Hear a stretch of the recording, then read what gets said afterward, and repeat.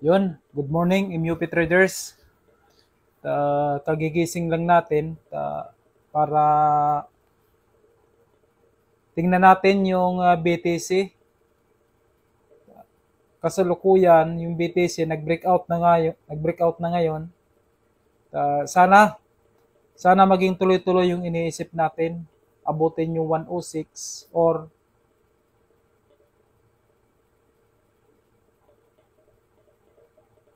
150 sa long term. By November 2025, sana maabot na yung 150. Short term, sa short term na target natin, sa 106 lang tayo. Goods na tayo dyan. Sana maabot niya.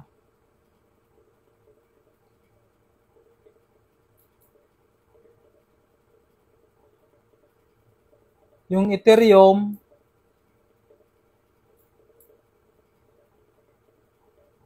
possible din mag-breakout ito ngayon. Tingnan natin kung kayanin niya mag-breakout. Kasi tinatry niya nang i-breakout yung resistance ng Darbas Box. Tingnan natin kung kakayanin niya. XRP,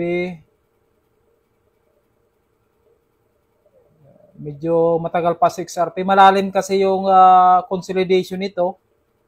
Ito nga sinasabi ko, pag malalim yung consolidation niya, possible na tatagal yung consolidation niya.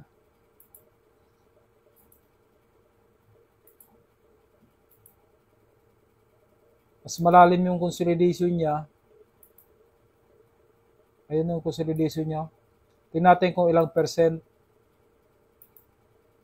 Ayun no, 15%. Yun nga, katulad nga sinasabi ko,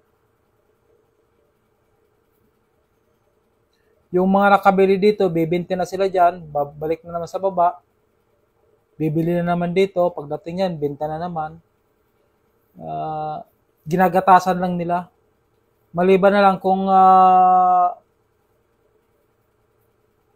may mga institutional buyer na ito na papatakbo sa kanya.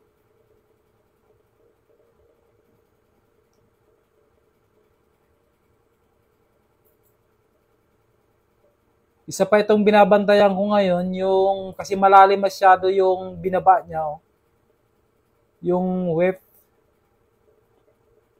Tingnan natin kung mag-materialize ang iniisip natin dito.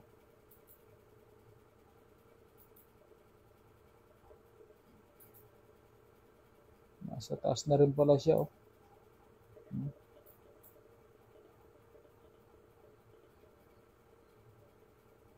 Sana wag na siyang bumaba dyan. Possible.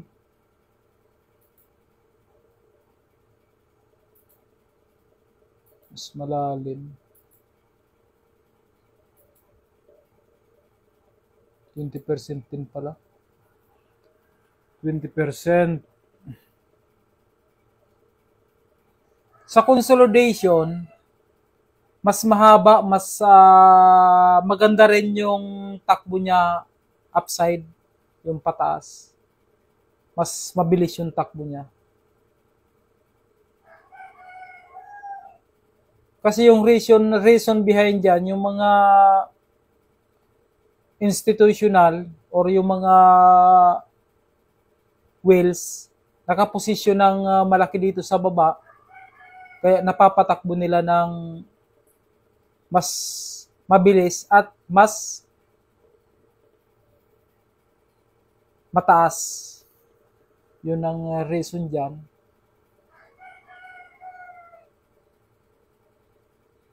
Si WEF, ito ang tinitingnan ko dyan.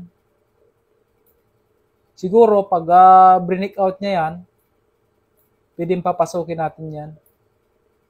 Sa ngayon, observe lang muna kung ano ang pwedeng takbuhin niya. Nasa consolidation phase tayo. Tingnan natin. Dods.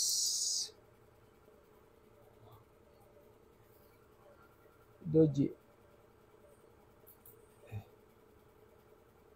Isa rin ito sa binabantayan ko, si Dodds.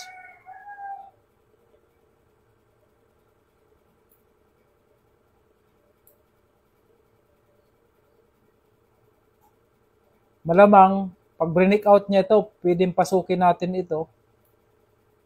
In case man, cut loss lang. Ito, yung mga memes queen na ito, pinapasok ko lang ito, trading lang ito. Hindi ko ito pinapasok ng investing. Yun nga, sinasabi ko.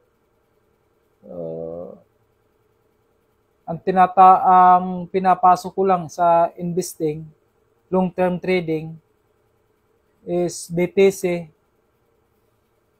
ETH, Ethereum, at saka XRP.